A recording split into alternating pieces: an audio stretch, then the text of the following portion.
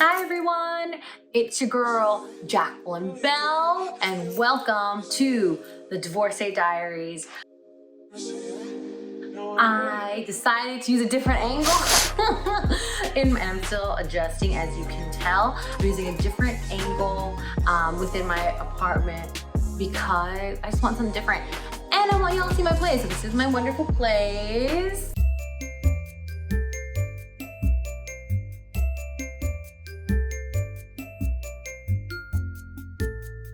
Another angle of my wonderful place.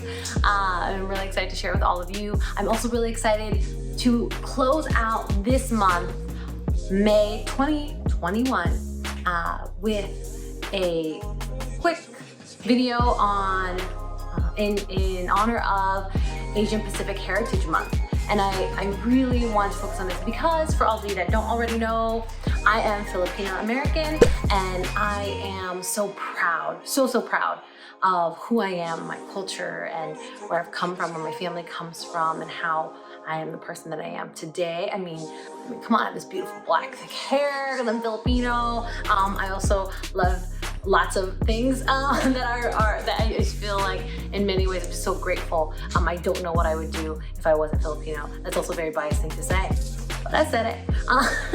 So I want to talk to all of you about just being a Filipino American and also being divorced, because I think a lot of my shame also came from those two identities. And I want to talk about that, yes, but also talk about Filipinos, the Philippines, and being Filipino American. So for all of you that don't know, the Philippines is a set of islands, a lot of islands, actually more than 7,000. Did you know? More than 7,000 islands. More than 7,000 islands are what make up the Philippines. 2,000 of which are uninhabited, but still a majority of those islands are part of the Philippines, and the Philippines is located in Southeast Asia. And Filipinos first started immigrating to the US back in 1899. I think it's like the earliest time. So the late 1800s, and they really started immigrating here primarily after World War II for political, military, and educational reasons, which we won't go into, but a lot of that is why the Filipino population in the US is the second largest Asian American population. So I'm very proud of that. I've been very fortunate as well to grow up in Seattle, Washington, where there are quite a few Filipinos. Not like California, not like Hawaii, but well, they are. We're all over the West Coast primarily.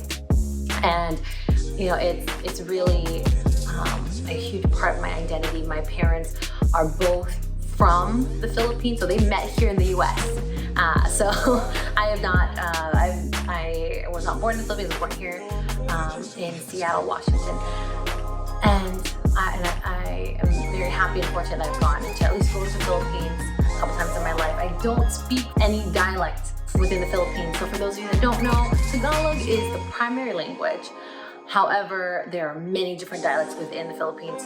For example, my mother and father, because they met here in the US, one primarily speaks Bisaya, and the other one primarily speaks Ilocano when they were together. I'll get into that later too. They would do that, and then they would kind of talk Tagalog English in there when they could. When they were talking to each other, especially when they were upset and they wanted to like have some privacy in their conversation when the kids were in the car. Yes, that is a real thing that they would try to do in their broken Tagalog English because they both didn't know how to talk to each other in their dialects. So growing up Filipino, it's wonderful, and I'll tell you a few reasons why. And these are just reasons why I love being Filipino and what I found in my family. What I found is common in other Filipino families too. Not to stereotype anyone, but just to share some of what my Filipino family is like. So Filipinos, at least for my family, they are very, they're not all loud. I think that's a stereotype. But I'm loud. And half my family is loud. But half my family is not. My maternal side is not very loud. But we are family oriented. So that's one thing I feel like all Filipinos can say, is that they're family oriented and they're very particular in their family values there. It's family, it's all family, everything, right? Your friends can be your family too, but your family, that's your ride or diers, that's who you call, that's who you go to. Oftentimes I find it such a great example of familial wealth. And I have the privilege of knowing that if I needed to ever be away from my home, if I lost my apartment, God forbid, right, or something like that, my family would take me in. There's huge family, so a lot of them would figure out a way to keep me sheltered or feed me, and they have done that. Actually, they have done that in my very destitute times as a struggling college student, a struggling graduate student, and trying to make it work with, barely 60, sometimes $30 in my bank account. They help me out. So kudos to my family. Love you all, and friends, love you all. So they're very family oriented. They're also comedic. Oh my gosh, if you watch like TFC, to the Filipino channel, it's like comedy is a thing that they love. Filipinos just love comedy. Who doesn't love comedy, right? Filipinos really love comedy. And man, if you could hear my uncles or my dad, especially my dad, crack these jokes, man, you'd just be like, where'd you get those jokes? And just laugh because they're just asinine. They're just silly. So it's really, it makes it lively though. It makes it for a really good time. Also, they love karaoke. What can I say? I can do some really amazing things on the Magic Mic. I really can. And that's just it. Can I sing? Yes. Can every Filipino sing? No. Do not believe that stereotype, but this one can, yes. So that's one of the things that my family loves to do when we get together. We don't do it as much, right, because it's COVID. But yes, we get together around a portable Magic Mic? Yes, because they have those things now, which I'm so excited about. We are also, oh gosh, family oriented, right? So we're gossipy. Yes, we are. My family, you say one thing, all of a sudden everybody knows. And this includes when I got divorced. I told maybe a couple people in my family, everybody knew. You might as well just tell everybody. Everybody knows. All the extended family knows. Everybody knows. Everybody calls you randomly and tries to give you love, which I appreciated. Actually, I will say this. When I did get divorced, I actually wanted my family to tell the extended family, tell my other family members, because it was too hard. It was too hard for me. I didn't want to keep reliving this trauma and saying what happened, why it happened, all of these things. So it actually worked out my benefit. I was actually freely telling my family, go gossip, because I don't gossip, but tell others. And I know that my family would not say anything untruthful. I knew that they wouldn't. And they wouldn't say anything bad about me because they knew that it wasn't a bad thing, the circumstance. So I was actually happy for that. So that worked out in my favor. Also, the Philippines is a very Christian, specifically Catholic country, and that's something that has definitely resonated with me. Not everyone in my family is Catholic, but I would say most of us have the Catholic values. I'm also a Catholic follower. I go to church every Sunday. That's just me. It's just me, God's day. That's what I love to do, and that's part of my core beliefs and core values. I don't agree with everything, but that's what I can choose, and that's the beauty of freedom of religion. I do follow it because it gives me a lot of peace and a lot of gotten me through a lot of the hard times. So I definitely appreciate that. And a lot of Filipinos usually have that religious foundation. I don't think I've met a Filipino that doesn't have a religious foundation of some sort and a family-oriented nature to them. I will also say that Filipinos are very hardworking, especially, if I may say, in my opinion, Ilocanos, as my mom's side. There was one time my mom worked 3 jobs at the same time while having 4 kids. I don't recommend it, because during that time, or afterward, at least during that time, she worked 3 jobs. That was also, I think, part of the demise of my mother-father's relationship, but that's just my speculation. That's their business, I don't know. But man, my mom's still kicking it, my grandma's still kicking it, they still working. And if they could work multiple jobs. And I have done the same. So I try to be mindful of that.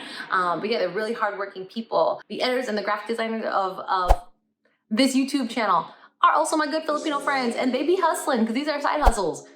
So they are amazing. They really, really are amazing. So yes, lots of big side hustles, lots of work, lots of hard work that we do. Also, we're very loyal. super duper loyal. I think that's also why it was so hard for me, well, the religion and the loyalty piece was so hard for me when I had to get divorced, because I was like, what do you mean divorce? What is that? Like, you know, like, we're not getting divorced. Like, that's a thing that random, like, you know, people do way, like, you know, down the line, and like, you really just can't be with each other, but you've been together for at least for like, I don't know, 15, 20, whatever years, but you're still gonna be together because that's what you do. It's the old school mindset that I had. Even though my parents were divorced, they were the only people in my family. There were not plenty of people I could go to in my family that would like to talk about it. Some do, and some have reached out. And I've actually learned that some people were divorced. I had never known they were divorced. The Filipino culture is gossipy, but you gotta be in the right circles, because some things are taboo, like divorce. So it's a little bit there. What I love about Filipino culture too, and I think about any culture, is being integrated with food. Oh my gosh, I love sharing my culture with people through food. Food is my gateway to connect with people. So yes, have I made lumpia? Yes. Check this picture out. That was not my best batch, but yes, I'd be making lumpia. That's my thing. Leche flan cakes, pancit. My pancit, not so working with pancit, you know, and other things. Those are like my primary easy things that I can make. But I love Filipino food. Everything I can get, when it's sinigang or or longanisa, all these things. I love the food. I love the history, I love the culture of the Philippines, because the Philippines has a huge influence of Spanish, because Spaniards, yes, they colonized for hundreds of years. That was part of it too. So it had the U.S. There's lots of U.S. influenced food as well. Chinese, like Japanese, all these things that really put together this beautiful combination of the Filipino culture, which I love. But to talk a little bit more about how being Filipino, my culture being Filipino American specifically, has impacted me as someone who's been divorced, is, you know, it was, as I've kind of alluded to many times I've talked about my Filipino culture and my family, you know, it's you know, including the familial piece and the religious piece alongside the loyalty piece that really make up the Filipino culture, my Filipino culture. I think that there becomes a lot of shame in getting divorced, and I felt a lot of shame in that. Like I said, I didn't even know some of my aunties that had gotten divorced, right? I didn't, because we never talked about it. We never talked about divorce. And I knew that my parents had been divorced, and I saw the pain and the hardship, and it was a 7-year divorce. I mean, they got divorced in less than 7 years, but it was a long, drawn out, ugly moment in my life. And I knew I never wanted that for myself or for my kids or anything. So there's a lot of stigma, especially with my parents getting divorced. Oh, they were like the first ones to get divorced on both their families, and that was a huge thing. And even to this day, I have family members that talk about that as such a taboo thing that had happened. It's really interesting to navigate when I felt like I didn't have anyone to talk to. I talked to my dad, you know. My mom and I, we have a good relationship, but she doesn't talk, like, she's like a real strong Filipino woman. And my dad is someone I gravitated to because we talk about our feelings. It's just different. It's just different experiences, but we can both acknowledge that it's really hard. But being Filipino, I think, has been the biggest blessing during my divorce, because I had a huge family that I could just lean on, that picked me up. Literally. Some people had to pick me up. Look at your dad. So, and you know, some people really had to pick me up, and well, and all my friends too, looking at all y'all, figuratively and literally had to pick me up from the floor. And I was so thankful for that, for my familial capital, including my friends and family there, and for having other people to talk to, because the only people I really knew in my age range that got divorced, it was no one. It was no one. I had to reach out to a few that I didn't even know were divorced, but an inclination they were divorced. That's a little bit of that. It was really hard to find others I could relate to, especially during that time. This is also the reason why I created the Divorcee Diaries, because I don't want anyone to feel like they're at a loss. They can't find out what they need to do, how they need to help themselves, or who they can relate to that's going through this time.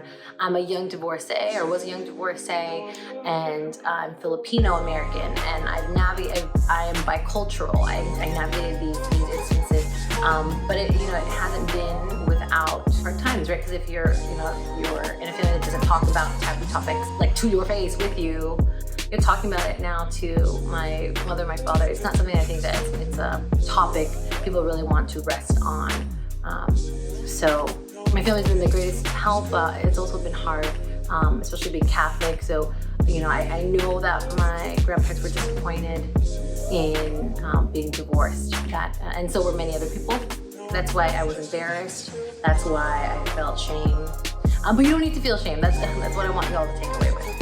So that's a little bit about how my Filipino culture that I've experienced and how I've grown up, and also how it impacted me in my divorce. So it's been, like I said, the greatest blessing to be with family, to be with friends, a great set of friends that helped keep me occupied with having, events, and everyone always checking in on me and making sure I was okay, letting me know that I wasn't the only one, but in a very hush hush way, you're gonna be okay. You got a thing with that. And this, because to me, this happened before, and all these things. I love that.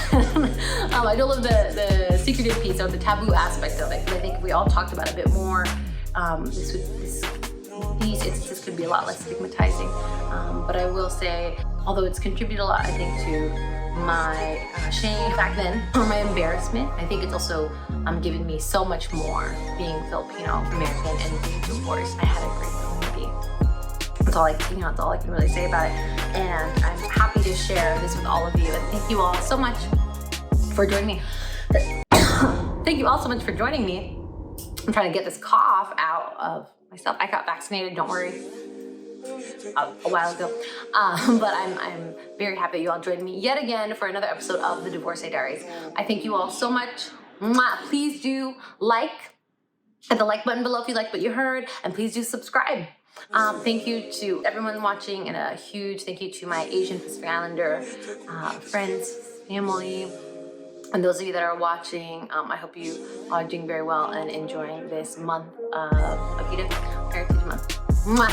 Have a good one. Bye. I also forgot to mention that this is also a blog post, so please, that I did in the past. So please, if you want to know more, feel free to check out my blog post in the show notes below. Thank you, everybody.